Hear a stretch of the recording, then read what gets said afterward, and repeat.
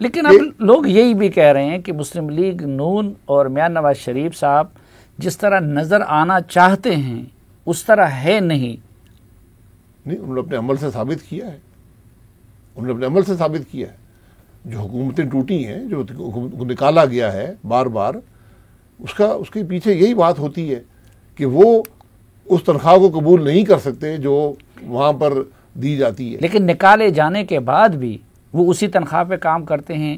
کیا اس وقت کالا کوٹ پہن کے اور سپریم کورٹ جانا حسین حقانی وغیرہ کے معاملے پہ، کیا اسی تنخواہ پہ کام کے مترادف نہیں تھا؟ وہ ڈھکی چھپی بات نہیں تھی. وہ گئے عدالت میں، سب کے سامنے گئے. یہ ان کا ایک فیصلہ ہے. میں یہی کہہ رہا ہوں، ان سب فیصلوں کے حقائق اگر معلوم کرنے ہیں تو وہ جرگے کے اندر نہیں ہوں گے، وہ ایک ٹروتھ کمیشن میں ہوں گے. اور صرف ٹروتھ کمیشن، ریکنسیلیشن بھی چھوڑ دیں. ہمارے ملک کی تاریخ ہی میسر نہیں ہے. ہم شاید دنیا کا واحد ملک ہیں جس کی تاریخ بھی جو میسر ہے وہ حقائق پر نہیں ہے، وہ بہت دور ہے. الیکشن کے بعد جس طریقے سے میاں صاحب خود پس منظر میں چلے گئے، مریم بی بی خاموش ہو گئی، تو وہ بھی کیا پھر اسی تنخواہ پہ کام کی خواہش اور کوشش نہیں تھی؟ الیکشن کے بعد تو جیل میں تھے. ان کو تو الیکشن کے دوران، اور یہ بھی ایک جو الیکشن چوری ہوتا ہے اس کا حصہ ہوتا ہے کہ الیکشن کے دوران آپ نے کنوکشن کرا کر وہ آئے، جیل چلے گئے، جیل میں رہتے رہے، بیمار ہوئے، ملک سے باہر چلے گئے. یہ ساری حقیقت ہے. اس کے بعد ان کی جماعت موجود ہے، جماعت کے صدر ہیں، جماعت کے MNAs ہیں، وہ اپنا کام پارلیمان کے اندر، پارلیمان سے باہر کر رہے ہیں. آپ اس کام پر تنقید کر سکتے ہیں کہ شاید وہ اس نوعیت کا، اس شدت کا نہیں ہے جو آپ چاہتے ہوں، لیکن پارٹی کام کر رہی ہے، اپنے پیروں پر کھڑی ہے، کوئی آدمی ٹوٹا نہیں ہے، ورکر بھی موجود ہے، ورکر بھی پرجوش ہے. تو یہ ہم یقیناً مزید کام کی ضرورت بھی ہے، پارٹی کو آرگنائز بھی کرنے کی زیادہ ضرورت ہے. پارٹی کے اندر بہت سے لوگ آنا چاہتے ہیں، ان کے لیے جگہ بنانے کی ضرورت ہے. یہ تنظیمی کام ہمیں کرنے چاہیے. پارلیمان کے اندر ملک کے مسائل کی بات کرنی چاہیے، جو ہم کرتے ہیں. پارلیمان کے باہر بھی کرتے ہیں. پارلیمان تو مفلوج ہے، تو پارلیمان کے باہر جانا پڑتا ہے.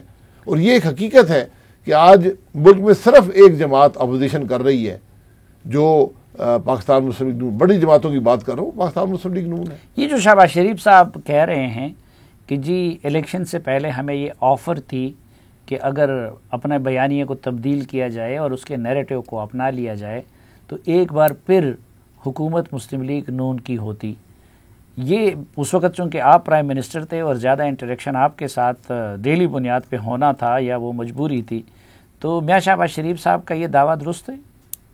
یہ بات آپ کے پروگرام میں انہوں نے کی ہے، اور مجھ سے بہت سے پروگراموں میں یہ پوچھا گیا، تو میں نے اس کا جواب یہی دیا کہ شہباز صاحب میری پارٹی کے صدر ہیں، میرے بھائی بھی ہیں، میرے لیڈر بھی ہیں، میرے دوست بھی ہیں.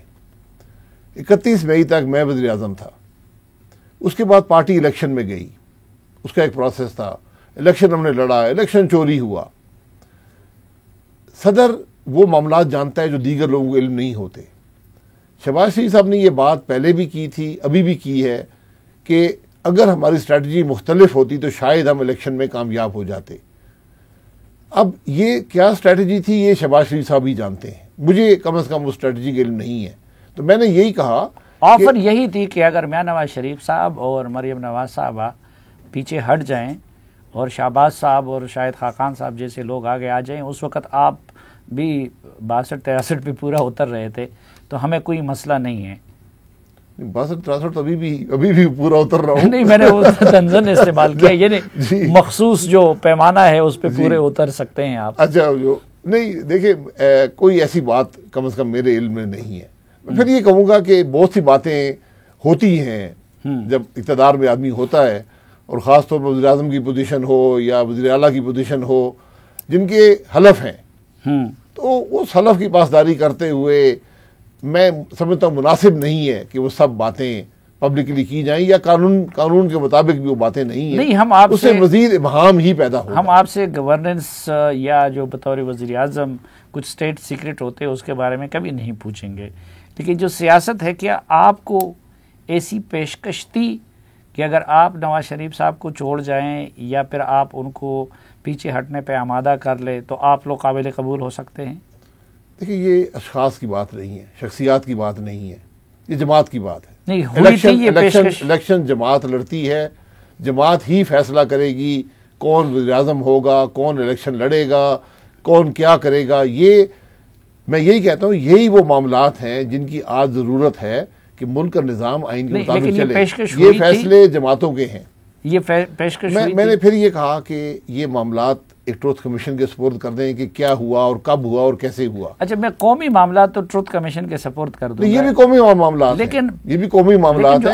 جب آپ آئین سے باہر کوئی جائیں گے, کوئی بات کریں گے, کوئی ایسا نظام بنانے کی کوشش ہو جس کا آئین کے اندر گنجائش نہ ہو, تو اس کی بات کرنا فضول ہے.